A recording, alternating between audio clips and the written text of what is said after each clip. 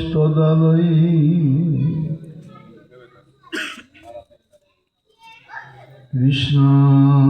কৃষ্ণায় কৃষ্ণ ভক্তায় তদ্ভক্তায়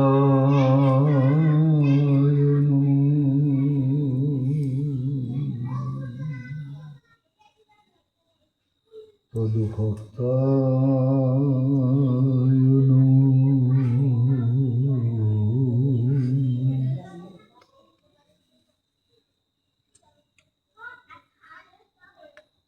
ওম তুলসী কাননম যত্র যত্র পদ্মবনানি চ পুরাণং পঠনং যত্র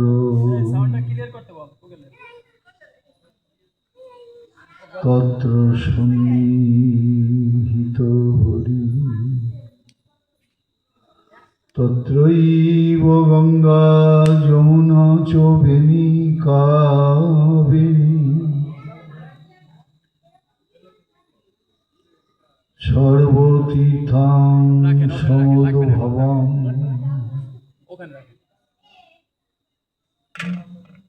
যত্র অচ্যুতোদার কথা প্রসঙ্গ।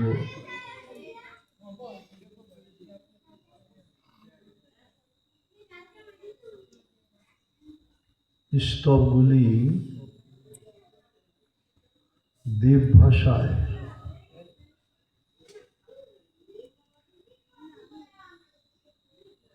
ভাষায় স্তবগুলি রচিত, কিন্তু এর অর্থ হৃদয়স্পর্শী, হৃদয়কে স্পর্শ।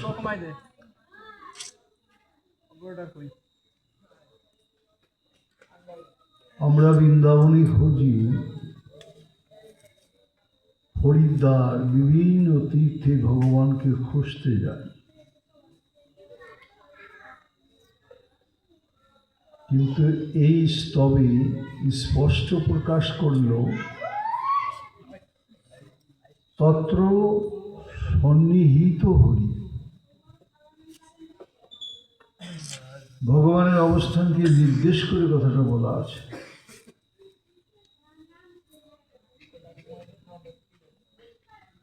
সেখানে অবশ্যই ভগবান বিরাজমান, সেই কথাটিকে স্পষ্ট করে বলল। কোথায়? তুলসী কাননম যত্র, যেখানে বৃন্দাজি। আচ্ছা, এই বৃন্দাজিকে কোথায় কোথায় আমরা ব্যবহার করি? এই যে মায়ের মন্দিরে যে পূজা হবে, সেখানে কি বৃন্দাজি থাকবে? কি থাকবে না। কোথায় থাকে বৃন্দাজি? বৃন্দাজিকে আমরা কোথায় ব্যবহার করি? বৃন্দাজিকে ব্যবহার করি আমরা শ্রীমদ্ ভাগবতের ব্যাসাসনে। এই ব্যতিরেকে এই মন্ত্রের স্বরূপ নির্ণয় করে যেখানে পিতৃপুরুষের ঊর্ধ্বগামিতা, বৃন্দাজি অবস্থান করবেন। অর্থাৎ বৃন্দাজি যেখানে থাকবে, ভগবানও সেখানে থাকবেন। এখন আপনি কোথায় রাখবেন কি রাখবেন না, এই বিচারবোধ আপনাকেই করতে হবে। তুলসী কাননম যত্র যত্র পদ্মবনানি চ, তৃতীয় স্থানটাকে বলা হলো পুরাণ পঠনম যত্র। তবে এই অষ্টাদশ পুরাণের শ্রেষ্ঠ পুরাণ হচ্ছে শ্রীমদ্ ভাগবত। কয়টা পুরাণ? কয়খানা পুরাণ আমাদের? বলো। 18খানা পুরাণ। 18খানা পুরাণের ভিতরে 6খানা পুরাণ আছে সাত্বিক পুরাণ, 6খানা পুরাণ আছে রাজসিক পুরাণ, 6খানা পুরাণ তামসিক পুরাণ।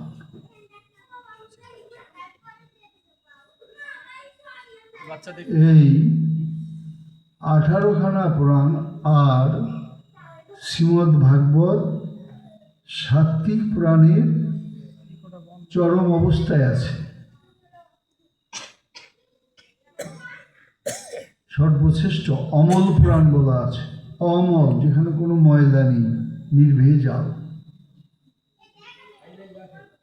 তো এই ভাগবতীয় কথা যেখানে হবে, ভাগবত গ্রন্থ যেখানে থাকবে, সেখানে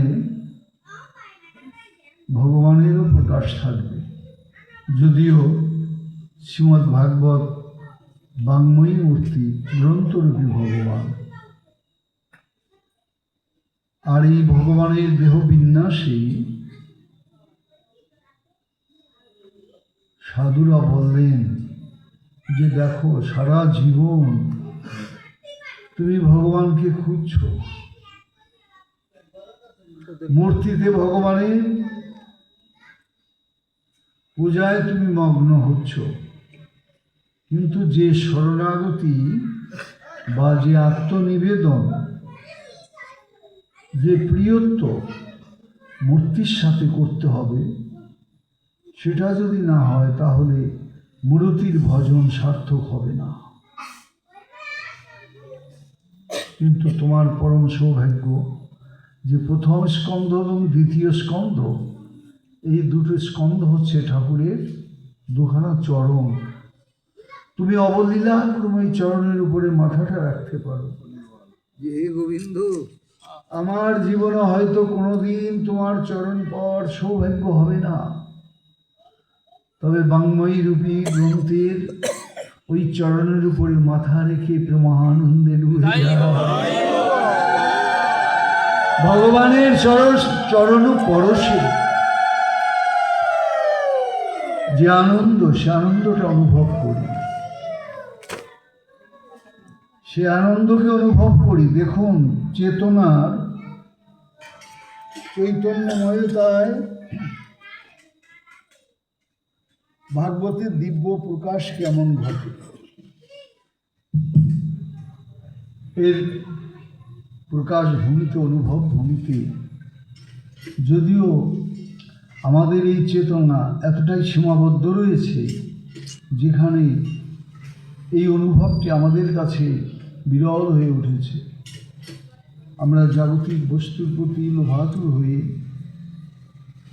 আত্মপ্রীতিময় কর্মের সাথে জড়িত হয়ে আমরা এই চৈতন্যময় কর্মের যুক্ততাকে স্বীকার করি না। একবার প্রাণ ভরে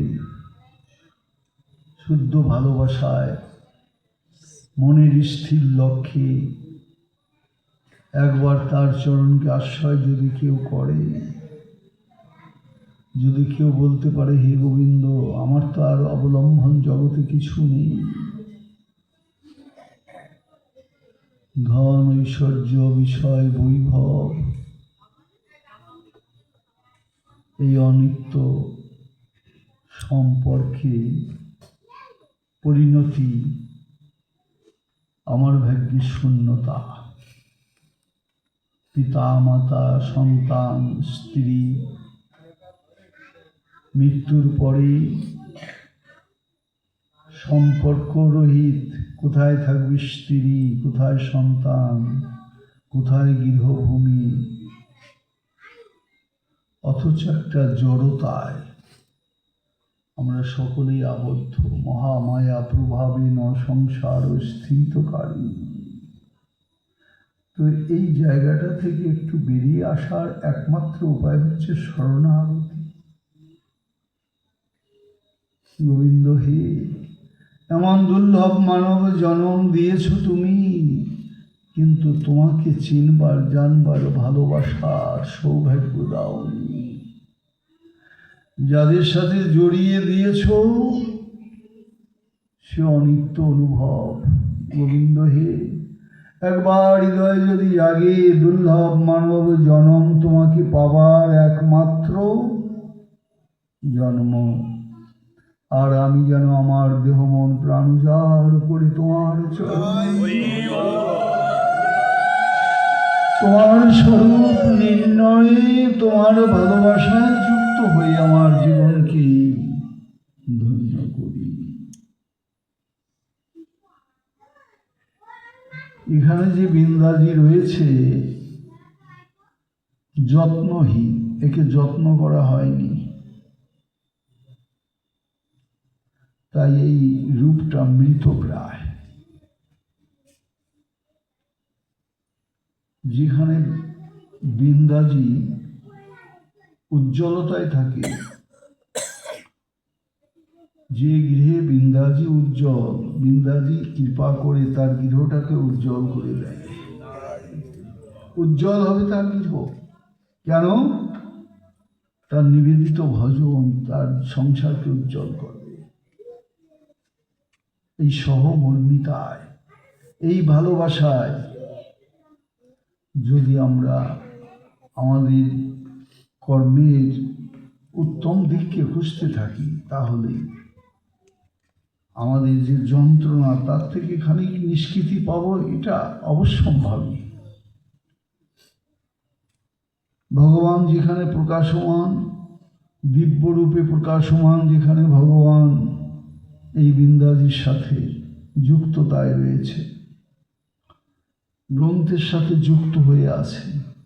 শ্রীমদ্ ভাগবত রসশাস্ত্র, এটাকে ধরে নিংড়ালে এক ফোঁটার রস থেকে বেরিয়ে আসবে না, কিন্তু অনন্ত রসের আকর এই ভাগবত। আজ থেকে শুরু হয়েছে দামোদর মাস। অর্থটা কি?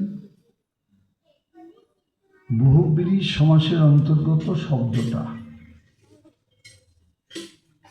বহুব্রীহি সমাস কি?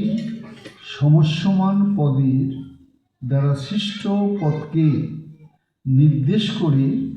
নির্দেশ না করে যখন সমাস নিষ্পন্ন পদটি তৃতীয় বস্তুকে নির্দেশ করে, তাকে বলে বহুব্রীহি। দামোদর বললে আমরা বুঝব একমাত্র কাকে? দামোদর কে? গোপাল। যাকে মা দাম শব্দের অর্থ হচ্ছে চুলের ফিতা, পেট জড়িয়ে বেঁধেছিল। দাম উদরে যাহার। মানব জীবনের সেই সৌন্দর্য ভালোবাসাটা এই দামোদর মাসে অনেকেই শুনতে পাই। অবশ্য তাদের দোষ না, ইউটিউবগুলি ভুল সিদ্ধান্ত দেয়, বলে দামোদর মাস শুরু হয়েছে। বলে মাস নেই তার দামোদর শুরু হলো কি করে? পয়লা কার্তিক থেকে 30 কার্তিক হচ্ছে দামোদর মাস। আর আগে যে ব্রতটা আমরা পালন করছি সেটা শুরু হয়েছে নিয়ম সেবা, নিয়ম করে যে সেবাটা দেওয়া হয় গোবিন্দরে। আর দামোদর ব্রত শুরু হলো আজকে থেকে, 1 মাস অবধি চলবে। অর্থাৎ আমাদের বোধ শক্তিটা এতই কম যে কোনটা ভালো কোনটা মন্দ, কোনটা ঠিক বেঠিকে বোঝবার ক্ষমতা আমাদের নেই। আমাকে যা বলা হয় সেটি বলি। আশ্বিন মাস তো আর দামোদর মাস না, দামোদর মাস তো শুরু আজ থেকে। আর এই দামোদর মাসে একটা রূপ আছে, সেটা কেমন দেখবেন। এখন আঁকে রস বেশি, রসাল, প্রকৃতিটা রসাল। একটা বাঁশের কঞ্চি আপনি দেখবেন কেটে ওর ভিতর থেকে রস ঝরছে, যেটা অন্য সময় হবে না।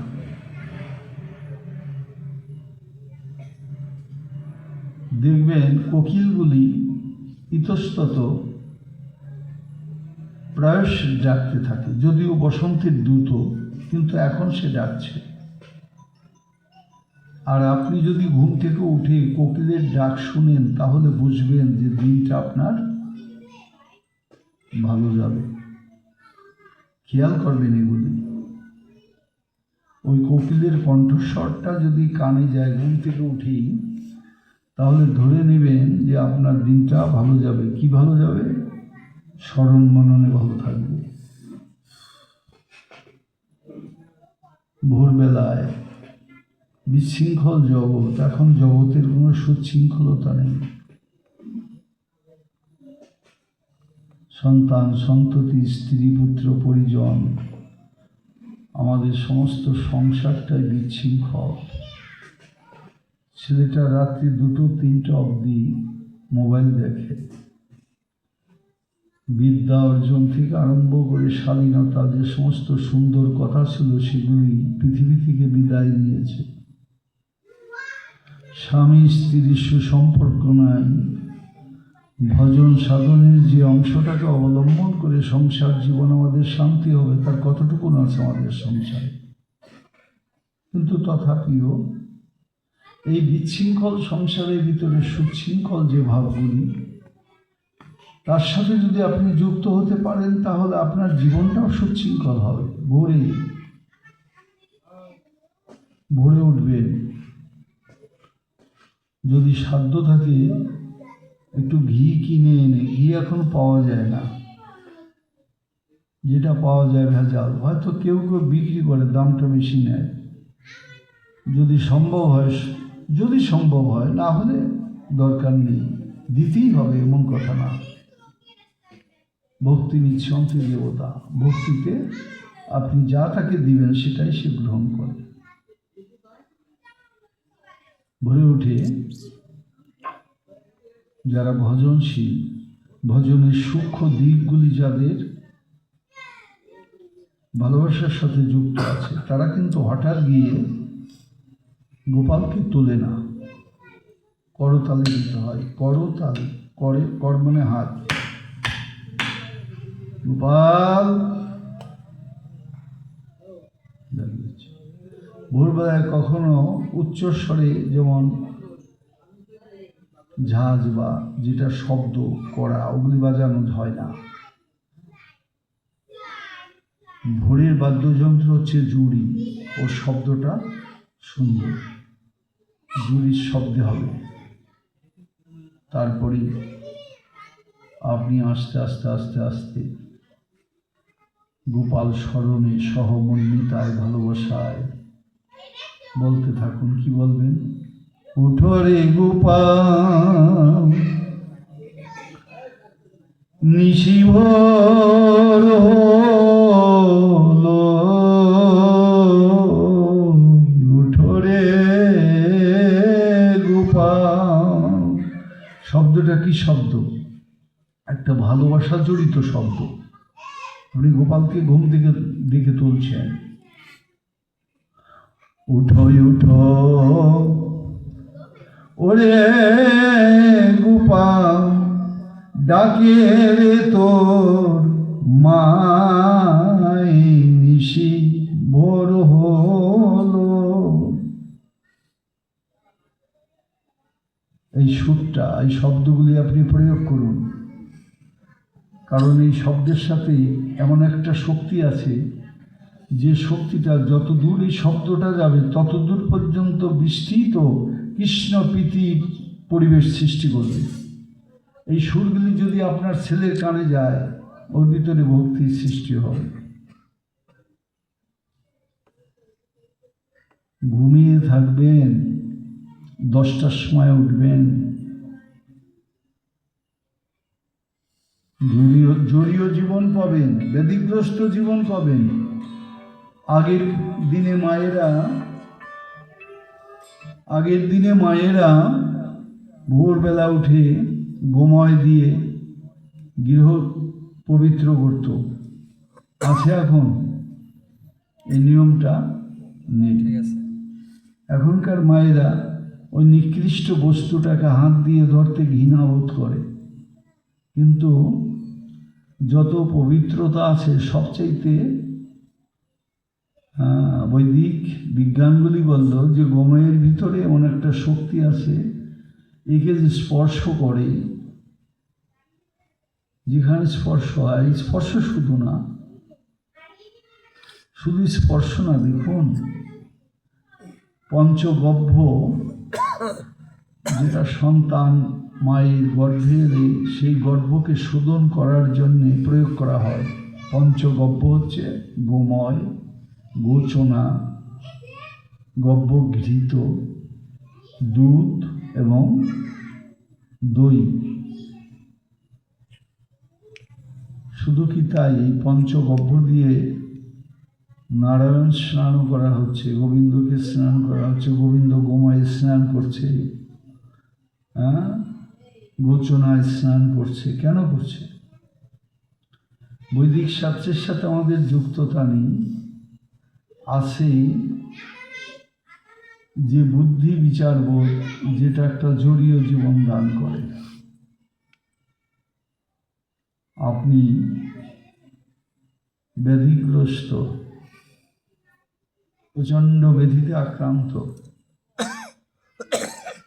ডাক্তারের কাছে গিয়েছেন নিরাময়ের জন্য, কিন্তু একটা কথা স্পষ্ট, তা হলো যার কাছে আপনি নিরাময়ের জন্য গেলেন সে ডাক্তার কিন্তু চিরকাল বাঁচবে না,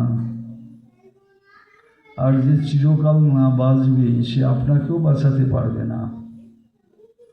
আপনি ধরে নেন যে ঔষধ আপনার ব্যাধিকে কিছুটা প্রশমিত করে কিন্তু কমায় না। আপনি জানেন না যে ভাগবতের ভিতরে কি মরমী কথা রয়েছে, যে কথার স্পষ্ট প্রকাশ হরিনাম, নাম ভজ, নাম পুজো, নাম করো সার। আপনি নামকে বুঝেছেন? আপনি কি জানেন কি করে নাম ভজন করতে হয়? আপনি শিখেছেন ভোজন, ভয়ের জায়গায় ওকার বসে গিয়েছে। আপনি শিখেছেন ভোজন, আপনি ভজন শিখেন নাই। আপনি যদি ভজন শিখতেন তাহলে রাশি রাশি ঔষধ গিলতে হতো না। ওই জয়েন্টের হাড় ফাঁক হয়ে যায়, বুঝতে পারি না,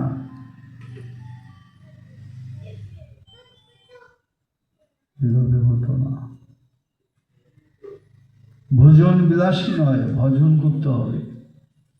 সেই ভজনটা আপনি শিখবেন ভজনশীল ভক্তের কাছে, যাদের দেহ মন প্রাণ ইন্দ্রিয় চেতনা চৈতন্য সব কিছুই গৃহবা বনেতে থাকে, হা গৌরাঙ্গ বলে ডাকে। কি মধুর কথা! গৌরাঙ্গ ভজিলে, গৌরাঙ্গ জপিলে হয় সর্ব দুঃখ অবসান। বুঝেছেন আপনি? দুঃখ থেকে ভালো থাকবেন। এই সুন্দর দিকগুলিকে আপনি চিহ্নিত করুন, দেখবেন যে মানব জীবনটা যন্ত্রণার নয়, আনন্দের। সেই আনন্দের বার্তাই এই শ্রী গ্রন্থে প্রকাশমান। সেই সত্য, সেই আস্বাদন দেখুন।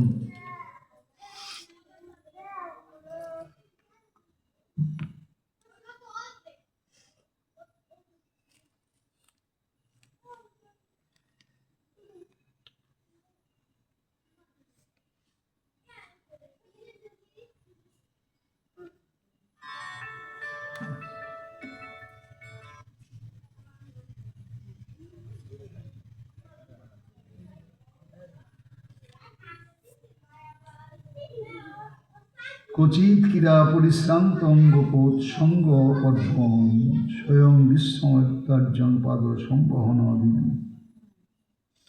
কখনো বা খেলায় ক্লান্ত হয়ে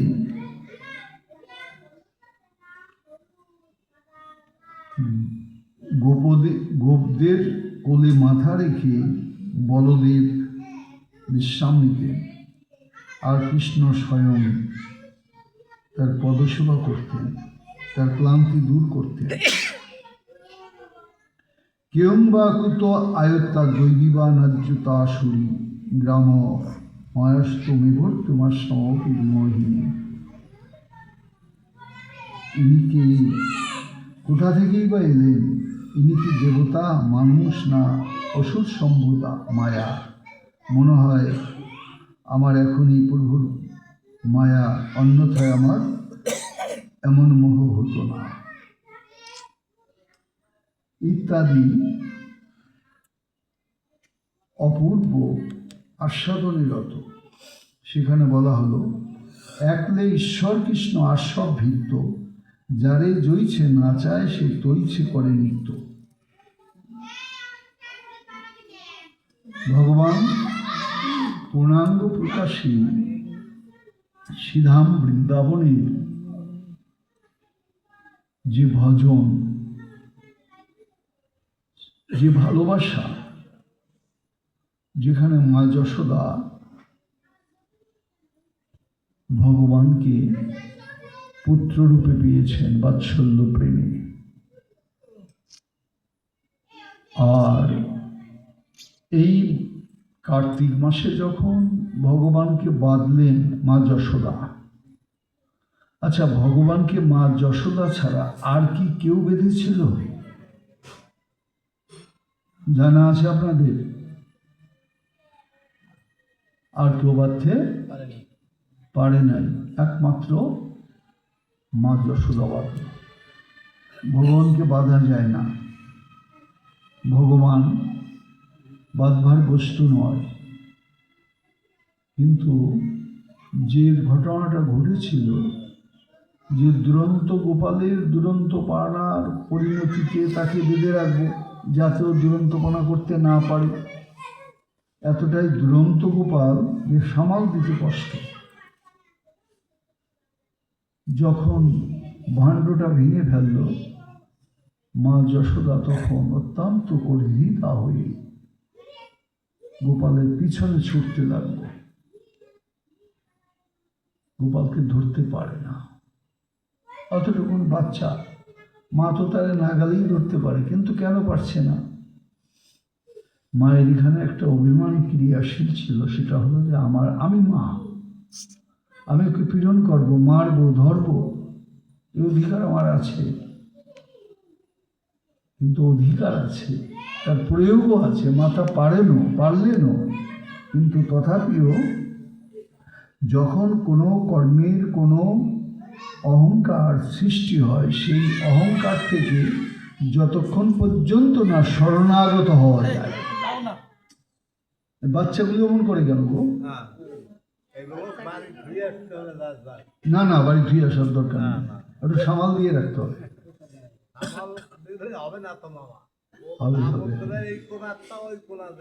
যাবে বাবা, যাবে, কারণ ওদের ভক্তিমুখী করে জগতে আনা হয় নাই। ওদের যদি এই কৃষ্ণ ভালোবাসার কোনো সামান্যতম ক্রিয়া মা বাবার ভিতরে থাকতো, তাহলে আমরা এমন করতাম না। আমরাও ছোটবেলা থেকে মানুষ হয়েছি, আমরা একটা থালায় 3-4 ভাই বোনে খেয়েছি, ভালো মনে পড়ে। একটা থালায় আমার পিসিমা খাইয়ে দিত আমাকে। কখন যদি খাবার ভালো না লাগতো, বলতাম ভালো লাগে না, স্পষ্ট বলে দিত, তোর ভালো না লাগলে তুই উঠে চলে যা। তার অর্থ কি? দ্বিতীয়বার আর ভাগ্যে জুটবে না। দুটো জামা পেতাম, একটা পেতাম জামাই ষষ্ঠী পুজোর সময় একটা নতুন জামা পেতাম, আর একটা পেতাম ওই দুর্গা পুজোর সময়। এই দুটো সারা বৎসর। আর এখনকার ছেলেরা কি হচ্ছে, পরিবর্তন হচ্ছে। জয় নিতাই। অতএব ওদের দোষ দিলে তো শুরু হবে না, দোষটা নিজেরও স্বীকার করে নিতে হবে। ভদ্রতা, সভ্যতা, শ্রদ্ধা, এগুলি কি জগতে আছে? এগুলি সব উঠে গেছে। যাই হোক, তো মা যশোদা পুত্ররূপী, কিন্তু সে আদৌ জানে না যে তার গোপাল ভগবান। মা কি এটা জানতো? মা যদি জানতো যে তার গোপাল ভগবান, তাহলে বাধা তো দূরে থাকবো বাবা, ওই গোপালের দুটো পা জড়িয়ে ধরে কান্নাঘাটি করতো, মা গোপাল তুই আমার বৈকুণ্ঠে দে, হ্যাঁ তুই ভগবান আমার গোলকে দে, তাই বলতেন। কিন্তু মা জানতেন না যে তার ছেলে গোপাল। আর ভগবান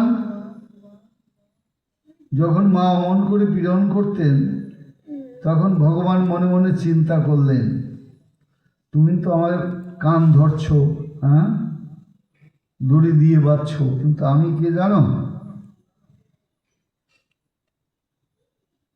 দাঁড়াও দেখাচ্ছি।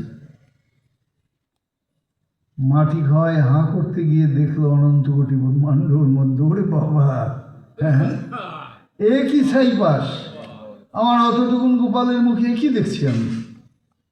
হায় রে কপাল, মহাসর্বনাশ ঘটে গিয়েছে, আমার গোপালের প্রতি কোনো আসরিক শক্তি ভর করেছে, কোনো অসুর ভর করেছে, তাই ওই বুঝি দেখছি গোপালের মধ্যে। গোপাল দেখাতে গেল যে দেখো মা আমি ভগবান, আর মা ভাবলেন আমার গোপালের সর্বনাশ। বুকে জড়িয়ে ধরলেন, গাঢ়ভাবে বুকে জড়িয়ে ধরে ঝরঝর করে জল ঝরতে লাগলো। আর কি করতে লাগলেন? মাথায় হাত দিয়ে বলল, আমার গোপালের মাথাটা ঋষিকেশ রক্ষা করো, বক্ষভূমি মাধব রক্ষা করো। কি করছে? গোপালের নাম করে করেই রক্ষা বন্ধন করছে মা। দেখছেন কি অপূর্ব ভালোবাসা। আর গোপাল দুটো হাত মায়ের বুকের ভিতরে নিয়ে মনে মনে ভাবছে, এতটা করা ঠিক হয়নি আমার, মারে এতটা দেখান ঠিক হয়নি, আমার মা তো পাগল হয়ে গিয়েছে, এখন কি করি? এখন যদি বলে যে মা আমি তুমি যা দেখেছো আমি দেখিয়েছি, তা শুনবে না তোমার। চুপ করে দাঁড়িয়ে আছে, আর মা তো অঝরে কাটছে, আমার গোপালের কি হবে। তারপরে দেখুন ভাগবতী রসভূমির কথা, বেদ বেদান্ত উপনিষদ যাকে নীতি নীতি করে খুঁজছে, কোথায় সেই পরব্রহ্মের স্বরূপ, আর স্পষ্ট ভাগবত সেখানে সামনে টেনে নিয়ে আসলো। কি স্পষ্ট ভক্তির কথা, ভালোবাসার কথা, ভজনের উত্তম মার্গ, যেটা শুনলে হৃদয়ের ক্লেশ দূর হয়ে যায়, যন্ত্রণা দূর হয়ে যায়, শুদ্ধ আনন্দ সৃষ্টি হয়, চোখ দিয়ে ঝরঝর করে জল আসে। ধন্য বলিহারি যাই মা তোমাকে, ও মা অনন্ত কোটি ব্রহ্মাণ্ড দেবতা নিচয় হাত জোর করে রয়েছে তোমার কাছে, যার করুণা পাওয়ার জন্য অজব হব দেবাদিদেব মহাদেব পাগল হয়ে ঘুরছে, যার করুণা গুণকীর্তন করছে নারদ সনকাদি মানস পুত্র বিভুর যারা। আর তুমি কি না সেই গোপালকে বুকে জড়িয়ে ধরে ভাবছ নিশ্চয়ই অপদেবতা। তারপরে কি দেখুন, মনে চিন্তা করলো যে গর্গাচার্য তো একটা কথা বলেছে, কি কথা? যে ছেলে সন্তানের যদি কখনো অশুভ কিছু হয়, তাহলে তার একমাত্র ঔষধ হচ্ছে মার বা পায়ের বুড়ো আঙুলের ধুলি। অশুভ হয় অর্থাৎ সে যদি অসুস্থ হয় বা অন্য কোনো মায়ার দ্বারা আকৃষ্ট হয়, মায়ের চরণধূলি তার দেহে থাকলে সে কোনো দিন বিপদাপন্ন হবে না। আর এই জন্যেই কোথাও যেতে হলে সনাতন শিক্ষায় বলা আছে, তুমি মায়ের চরণের উপরে মাথা রেখে রাখো। মা কি করবেন? কি করে মা? আমা তোমাদের বাচ্চাদের কি করো? বাম পায়ের ধুলি মাথায় দেয়। দাও তোমরা ধুলি? কে কে দাও? হাত তুলো তো দেখি। ওই বুড়ে বুড়ে যারা তারা তুলতেছে, তো জানেই না। হ্যাঁ, এখনকার মায়েরা জানবেই না যে বস্তুটা কি। মা তখন তাকে বুকে জড়িয়ে তার বাঁ হাত দিয়ে ওই ছেলে যখন যাবে তার সারা গায়ে ধুলি লাগিয়ে দেয়।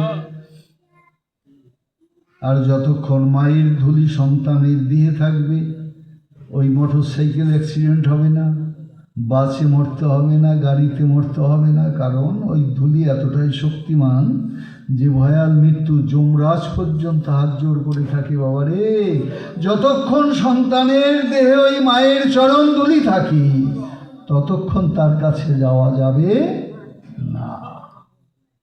এই মা, এই হচ্ছে আমার মা। তারপরে কি করি? কিছু টাকা জড়ো করে দিয়ে বৃদ্ধাশ্রমে পাঠিয়ে দিই মাকে, আমা এখানে থাকো তুমি। বৃদ্ধাশ্রম গড়ে উঠেছে এখন, আগে ছিল না যেগুলো।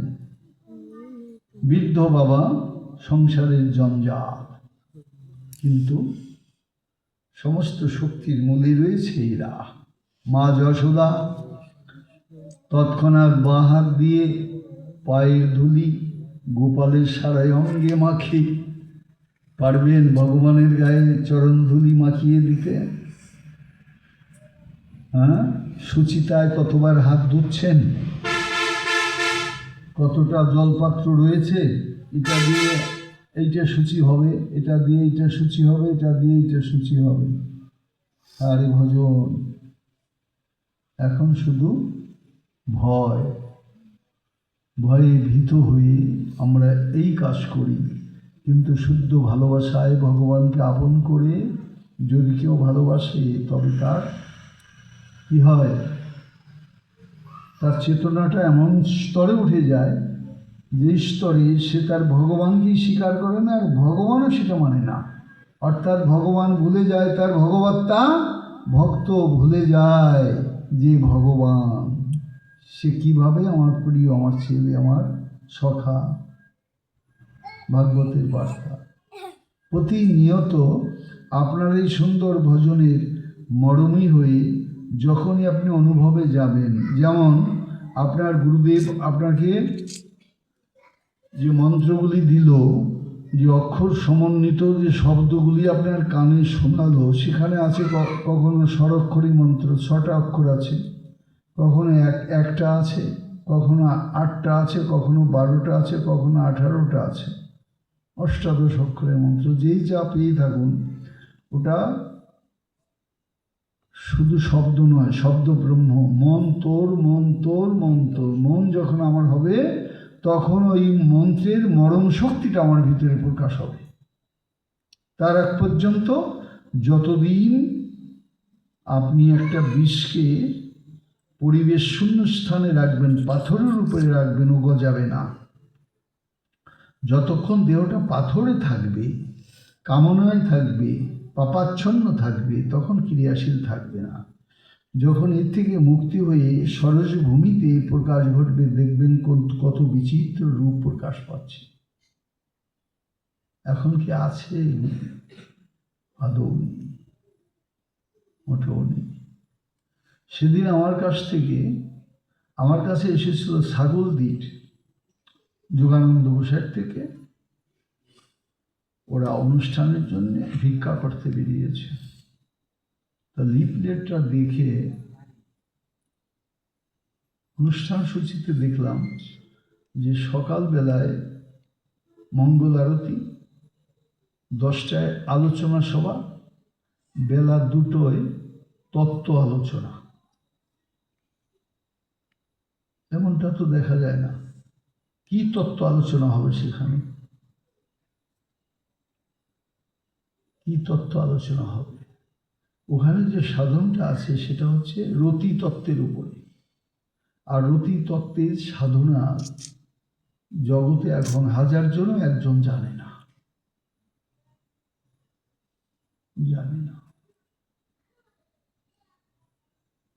যে তত্ত্বের স্বরূপে ব্যথি স্পর্শ করে না। আমার শিষ্য সন্তান শ্রীমান বিপুল, প্রাইমারি স্কুল হেডমাস্টার, নগরকান্দার, থাকে ফরিদপুরে।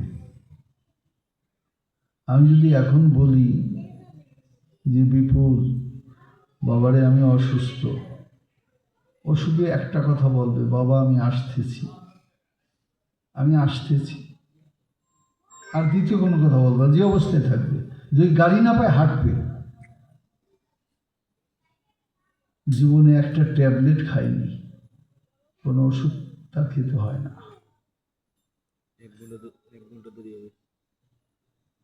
দেখাতে পারবেন যে ওষুধ খায় না এমন লোক জগতে আছে?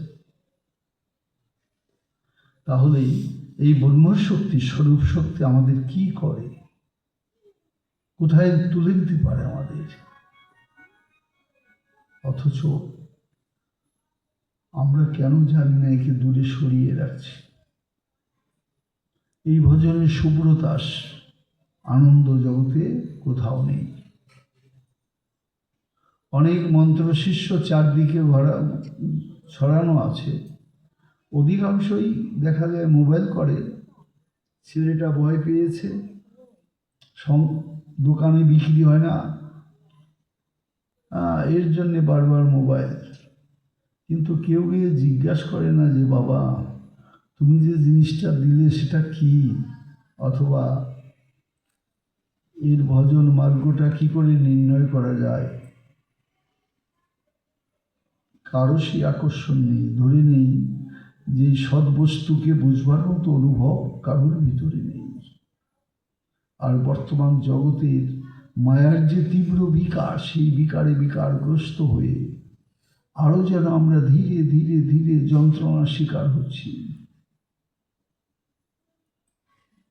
মাজার হাড় ভাগ হয়ে গিয়েছে, গিটে ব্যথা, হাঁটুতে ব্যথা।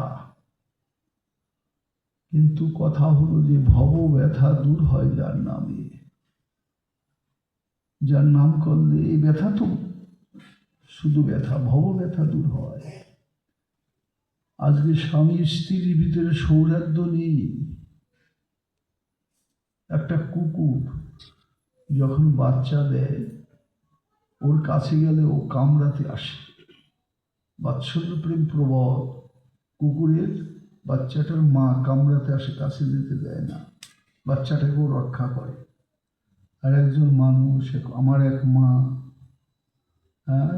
3 বছরের বাচ্চাটা রেখে আর একটা পুরুষের সাথে চলে গেল।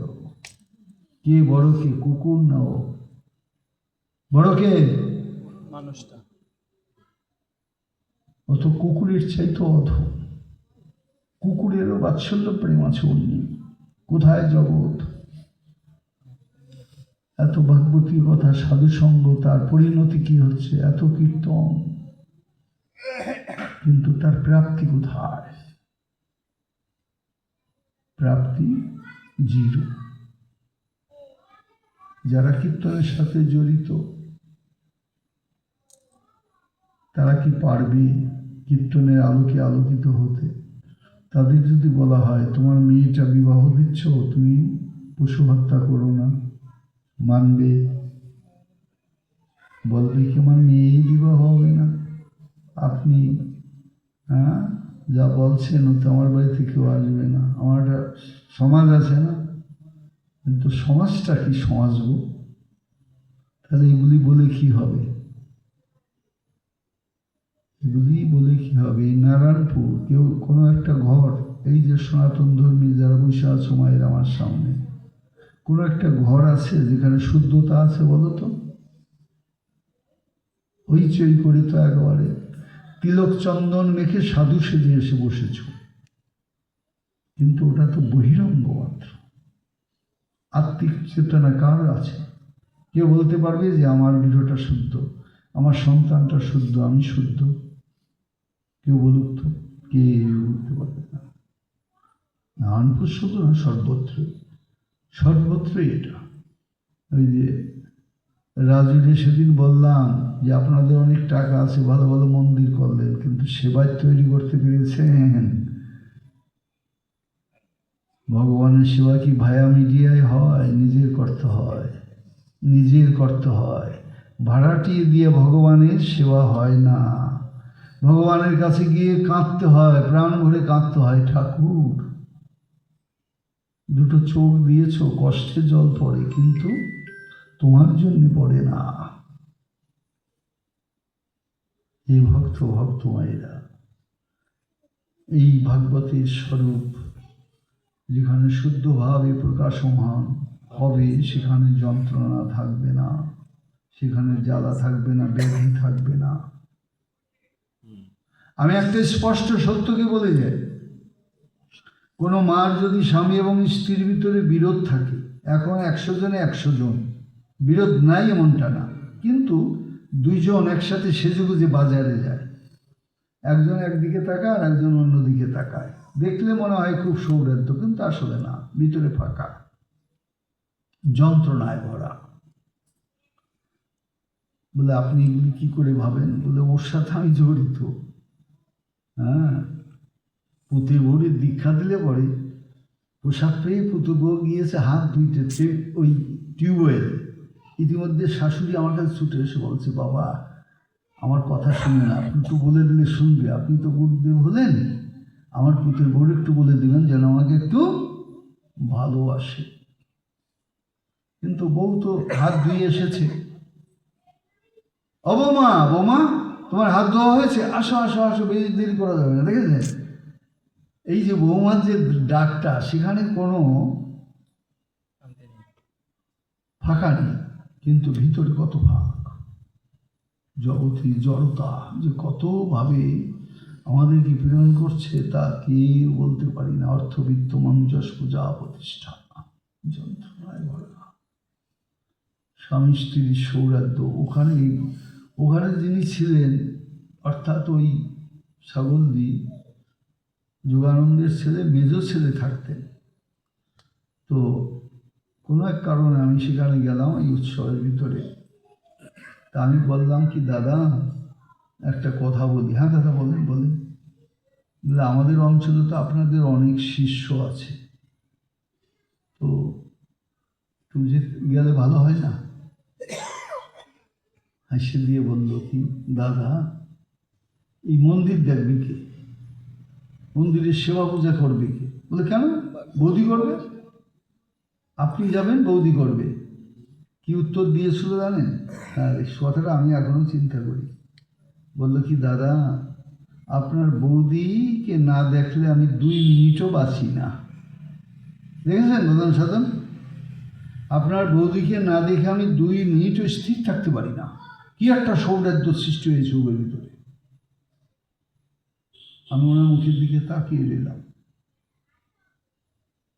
যেটা এই ভাগবতে এসে রসকীর্তনে কীর্তনীয়ারা বলে, আমার বসনে বসন লাগিবে বলিয়া। কথাটা কি, যে গোবিন্দের কাপড়ের সাথে রাধারানীর কাপড়টা স্পর্শ হয়। বসনে বসন লাগিবে বলিয়া একই রজকে দেয়। একজনের কাছে ধুইতে দেয়, আমি যেখানে কাপড়টা ধুইতে দেয়, গোবিন্দ সেটা খোঁজ নিয়ে তার কাছে দেয়। কারণ আমার বসনের সাথে তার বসন লাগবে। কি ভালোবাসা আছে এখানে, কি ভালোবাসা আছে, কাপড়ের সাথে কাপড় লাগবে। কিন্তু মর্ম অর্থটা অত্যন্ত গভীরে, যেটাকে জগতে বলা হয়েছে যুগল প্রেম। এটা শুধু মুখের কথা নয়, এটা অনুভবের কথা, যেটা ভাগবত ভূমির অপূর্ব আনন্দের বার্তা। যেখানে 5টা অধ্যায় বর্ণনা করলেন সুখদেব, সেই মধুর বার্তাকে, কিন্তু এর আস্বাদক নাই জগতে। আর এগুলি অনুভব করে জীবনকে আনন্দময় করার চেষ্টা আদৌ কারণ নেই। কারণ এখনকার আমরা যারা ভাগবত বক্তা, সেখানে ভাগবতীয় কথা কতটুকুন হচ্ছে, কতটুকুন রাধা গোবিন্দ বা গৌর প্রীতির কথা নেমে আসছে, সেখানে অধিকাংশই হচ্ছে কি কুটিনাটি। এ করো না, সে করো না, এ খেও না, তা খেও না, আর এর উপর কাটলে এই মাসে কি খাওয়া যাবে কি না খাওয়া যাবে, এই নিয়ে যেন ব্যতিব্যস্ত। অর্থাৎ এগুলি জানলে সে যেন একেবারে ভগবানকে পেয়ে যাবে। হ্যাঁ, পেলে মানে কি, এগুলি যদি সে না খায় তাহলে ভগবানকে পেয়ে যায়। কিন্তু সে জানে না যে ভজনের উত্তম দিকগুলি সাধুরা কিভাবে নির্দেশ করেছে। সেখানে বলা আছে যে কৃষ্ণ সেবার নাই কালাকাল। যেখানে প্রহ্লাদকে মারার জন্যে দৈত্যরা বিষ দিল, বিষ্ণু প্রসাদ ভেবে প্রহ্লাদ সেটাকে গ্রহণ করে মরল না, আর আমি যদি সেই বিষটাকে বিষই রেখে দিই তাহলে তো হবে না। আপনার যা কিছু আছে সব কিছু গোবিন্দকে নিবেদন করে তার প্রসাদ পাবেন। প্রসাদে কোনো অনিত্যতা থাকে না, থাকে না, থাকে না। গোবিন্দর জন্য কোনো বিরোধ নেই। আপনি দেন গোবিন্দকে, প্রসাদ পান, তা কই শুধু এ খাবো না, সে খাবো না, তা খাবো না। একটা গরিব মানুষ তারে বললো, বাবা আমার দ্বারা এটা সম্ভব না, আমি ও পাবো কই, ওই একাদশীর দিন এই করতে হবে, সে করতে হবে, আমি তো তা পারবো না, এর কোনো বিধান। আমি বললাম, বাবা তুমি অন্ন ব্যতি রেখে যা খুশি তাই, গরিব মানুষ তুমি খাও, গোবিন্দকে দিয়ে প্রসাদ পেয়ে যাও, কিন্তু কখনো লোভাতুর হইও না। ভাগবতের সেবা তো তাই। ভগবান যেখানে বন্ধন স্বীকার করলো, তার অর্থটা কি? যে ভগবান ভক্তির কাছে ধরা পড়ে। তো এই শুদ্ধ চেতনা চৈতন্য বোধ জীবের তখন আসবে যখন ভগবত প্রীতিটা তার অন্তর জুড়ে থাকবে, গোপাল প্রীতিটা তার থাকবে। গোপাল রে, গোপাল, এই পরিস্থিতি কখন আসে? যখন শুদ্ধ ভালোবাসা স্থির হয়, তখন ভক্তের সাথে ভগবানের একটা প্রীতি আসে, আর তখন সে ডাক দিবেই। যতক্ষণ পর্যন্ত গোপালকে এইভাবে না ডাক দেওয়া যাবে, ফুল্লেন্দু বড় মৃদুকান্তি বসনম ইত্যাদি মন্ত্র বলতে হবে না, স্পষ্ট ক্ষেত্রে দিতে হবে, গোপাল, গোপাল তোর কি পেট ভরেছে? কি ছাই পাশ রান্না করে দিলাম, তোর ভালো লেগেছে? গোপাল সাড়া দেবে না। যদি সাড়া না দেয় তাহলে ওই রান্না তার সামনে দেওয়ার দরকারটা কি? তাকে খাওয়ানোর চেষ্টা করতে হবে না। জীবনভর শুধু মন্ত্র তন্ত্র বলে অখণ্ড ভোগটাকেই নিয়ে আসবো প্রসাদ ভাবে, কিন্তু সে তো খায়, খেয়েছে, আজও খায়। কত অনুভবী ভক্তের কথা শুনি। গিয়েছিলাম বাগেরহাট, সেখানে একজন বলছে, বাবা এই বাড়িটা দেখেন, দুইজনই ব্যাংকে চাকরি করে। তাই বলে, হ্যাঁ তো ভালো, ব্যাংকে তো অনেকেই চাকরি করে। বলে না, এদের বিশেষত্ব আছে, সেটা বলবো কি? বলে এদের ঘরে একটা অপূর্ব মূর্তি আছে, গোপাল, দেখলে মনে হয় যেন জীবন্ত, কোলে নিতে ইচ্ছা করে। তাই বলে, হ্যাঁ। আগুনটা কি করে? স্বামী স্ত্রী এক জায়গায় রাত্রে লেপের নিচে শুয়ে থাকে, গোপালকে কোলে নিয়ে মাঝে রাখি, গোপাল রে রাখি কেউ, আমরা গোপাল রে রাখি কেউ। স্বামী স্ত্রী শুয়ে থাকে পাশাপাশি, মাঝে থাকে গোপাল, বুকে জড়িয়ে রাখে। আর আমরা তো একটু ন্যাকড়া দিয়েই শেষ, ভারী ভজনশীল হয়ে গিয়েছে। কিন্তু এই ভজনের যে একটা বিশেষত্ব, এই ভালোবাসার যে একটা স্বরূপ, এটা কি কোনো কেউ কিছু আমরা নির্ণয় করতে পারি এই ভালোবাসাটাকে? আর এই ভালোবাসার পরিবেশটা কি তৈরি করে? হে ভক্ত ভক্তমায়েরা, আমি কিছু ভজনের কথাই বললাম। বৃন্দাবনের মা যশোদা ভজন অনুসারে মা ভালোবাসার কথাগুলি বললাম। হয়তো কারো ভালো লাগলো, কারো ভালো লাগলো না, কিন্তু এইটাই ভাগবত। তোমাকে গল্প করে এসে করি যা বলা হয় সেটা ভাগবত নয়। ভাগবত ভূমির কথা ভাগবতেই রয়েছে। যে শ্লোকটা উচ্চারণ করে আমি তার ব্যাখ্যাটা বললাম মাত্র। তাতে তোমার যদি ভালো লাগে ভালো, যদি না লাগে তাতেও কিছু আসে যায় না। কারণ একটা সত্য দেখেছি, যে আমি 22 বছর বয়স থেকে ভাগবত কথা বলে যত জায়গায় যত ক্ষেত্রেই রচনা করেছি, কিন্তু ভাগবত ভূমি সরস আস্বাদনের ক্ষেত্রকে নির্ণয় করতে পারি নাই। হে ভক্ত ভক্তময়ীরা, গোপালকে ভালোবাসুন। এই দামোদর মাস প্রাণ ভরে ভালোবাসবেন। কি খাবেন কি খাবেন না এটা আপনার ব্যাপার না। আপনি গোপালকে যা দিবেন সেই প্রসাদ খাবেন। দেখবেন কুটিনাটি থাকবে না, দ্বিধা থাকবে না মনে। মা যশোদা কি কাপড় ছেড়ে খেতে দিয়েছে? দেয়নি। সে সন্তান রূপে দিয়েছে। কোনো মা অসুচি অবস্থাও তার সন্তানকে বাদ দেয় না, কারণ সন্তানের সাথে তার রয়েছে নিবিড় সম্পর্ক। আর এই সম্পর্ক যখনই ভগবানের সাথে সৃষ্টি হয়, তখন এই কুটিনাটিগুলি এমনি বাদ হয়ে যায়। সর্বধর্মান পরিত্যাজ্যং মামেকং শরণং ব্রজ, অহং তাং সর্বপাপেভ্যো মোক্ষয়িষ্যামি মা শুচি। আমি তোমাকে সকল পাপ থেকে মুক্তি করে দেবো, তুমি পাপ চিন্তা করো কেন? কথা কিন্তু মরমী কথা কিন্তু ওই জায়গায় আছে। অহং তাং সর্বপাপেভ্য, আমি তোমাকে সকল পাপ থেকে মুক্ত করে দেব। অতএব এরপরে তার কথা থাকে না, যেখানে ভগবান নিজে স্বীকার করলেন, কুটিনাটি পরিহারি প্রাণ ভরে ভালোবাসো গোপালকে। ভালোবাসার দ্বারে অনুভবী হয়ে অনুভবনীয় ইন্দ্রিয়ের প্রকাশ ঘটে দেহে, এমনি তো হয় না। আচ্ছন্ন ইন্দ্রিয়ের জড়তা কেটে যায় কখন? যখন ওই সিদ্ধ ভালোবাসা হৃদয় স্পর্শ করে, তখন চোখ দুটো ভালো হয়, কান ভালো হয়, হাত ভালো হয়। কান শুনে যে জন্য হরিনাম করছে, আগো কোথায় হরিনাম হচ্ছে? বলে হরিনাম হচ্ছে কই, তো কাছে দাঁড়াও নেই, কিন্তু সে শুনছে, কারণ বাতাসে ভাসছে যে নাম, সেই নাম তার কর্ণকুহরে প্রবেশের যোগ্যতা সে অর্জন করছে। সে চোখে দেখছে যে দুটো ছেলে তাকে এসে জড়িয়ে ধরল। এমনটা হবে, এটা আচ্ছন্ন অবস্থায় হতে পারে বা স্পষ্ট হতে পারে। অনিত্য ভজন নিত্যতায় এসে যায়। যাকে আমি অনিত্য ভাবছি আসলে তা না, যাকে আমি অনুমান ভাবছি তা নয়। যে সত্যটা প্রকাশ, যে সত্যটা চৈতন্য চরিতামৃতে প্রকাশ করছে, গ্রন্থগুলিতে প্রকাশ করছে।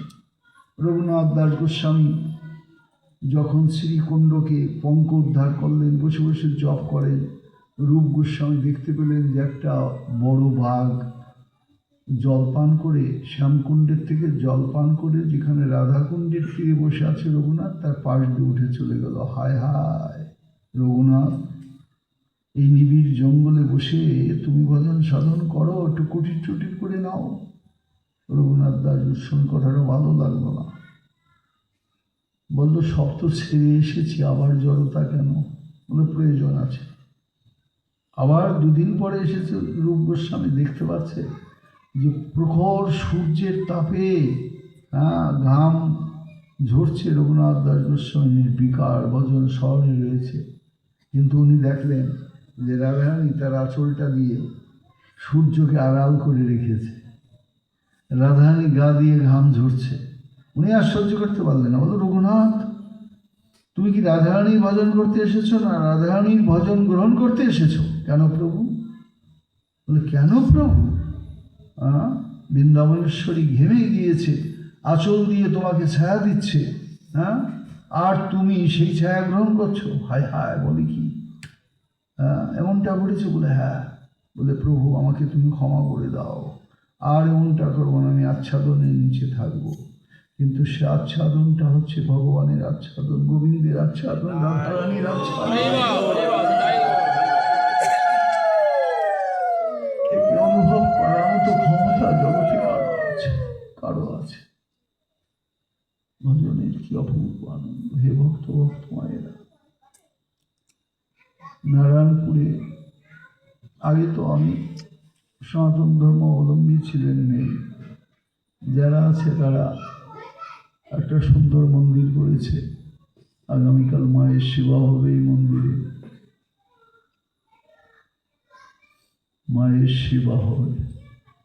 আমরা মাকে দেখি যে মা জিভ বের করে দাঁত দিয়ে জিভ কাটছে, বলি কি স্বামী তো, তাই তার বুকে পা দিয়ে মা লজ্জা পেয়েছে। আসলে তা না,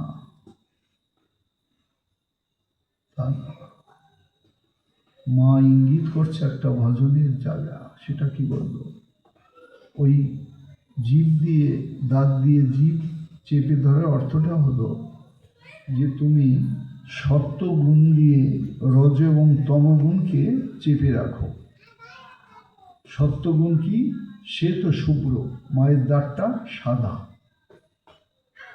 মা সেটা ইঙ্গিত করে।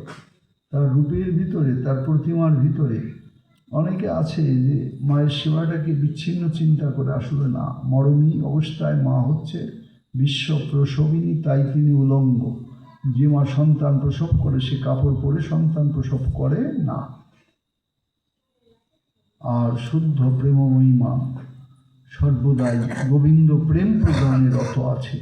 আমরা বিভিন্নভাবে সেই রূপটাকে বিকৃত করে রাখি মাত্র, কিন্তু শুদ্ধ ভজনে মা যোগমায়া চৈতন্যময়ী অবস্থায় জীবকে চেতন সত্তায় জাগ্রত করে। পূজা অর্চনা হয় না। ব্রাহ্মণ এসে রাত্রি 3টায় 2টো ফুল টুল ছিটিয়ে চলে গেলাম, ভজন তো আর তা না। ভজন আপনার, আপনি মার কাছে চাইবেন যে মা শুদ্ধ প্রেম ভক্তি প্রদান করো। মা তুমি দিতে পারো, তুমি আধার স্বরূপা, ভক্তির আধার স্বরূপা। আপনি মন্দিরে আসবেন না, ঘুমিয়ে থাকবেন আর মন্দিরে পূজা হবে, এমন পূজার সাথে যুক্ত হবেন না। আপনি কিছু জানেন না, কিন্তু মা মা বলে তো ডাকতে পারেন। কোনো সন্তান যদি তার মাকে মা বলে ডাকে, এমন নিষ্ঠুর মা জগতে নেই যে সন্তানের ডাকে সাড়া দেয় না। ডাকবেন প্রাণ ভরে, মা ও মা, মা তুই কথা বল মা, ও মা একবার তাকিয়ে দেখ, হ্যাঁ দুঃখের জগতে নিষ্পেষিত আমি মা, একবার হাত তুলে তোর অভয় করে নমস্কার। শুদ্ধতা। যাই হোক, মায়ের অর্চনার আগে ভক্ত সঙ্গ, সাধু কথা, গোবিন্দের কথা, খুবই ভালো পরিবেশ। মুহূর্তের জন্যও যদি আগামীকাল এই চিন্তাটা অন্তরে জাগে। আর সর্বশেষ একটা কথা, লালসাকে সংযত করতে হবে। জিহ্বার লালসে যে জন ইতি উতিধায়, শিষ্ণদৌর পরায়ণ কৃষ্ণ নাহি পায়। এটা যে খুব কঠিন তা কিন্তু না, একটু চেষ্টা করতে হবে। চিরকাল তো বাঁচবো না। ভালো খাবার খেয়ে যে দেহটাকে তৈলাক্ত করে গড়ে তুলছি, সেটা আগুনের নিচে দাও দাও করে জ্বলবে, মুহূর্তে ছাই হয়ে যাবে, চিহ্ন থাকবে না। কিন্তু এই দেহটা ভজনের আধার। একটু চিন্তা ভাবনা করলে সংসারে এত যন্ত্রণা ভোগ করতে হয় না, কষ্ট ভোগ করতে হবে না।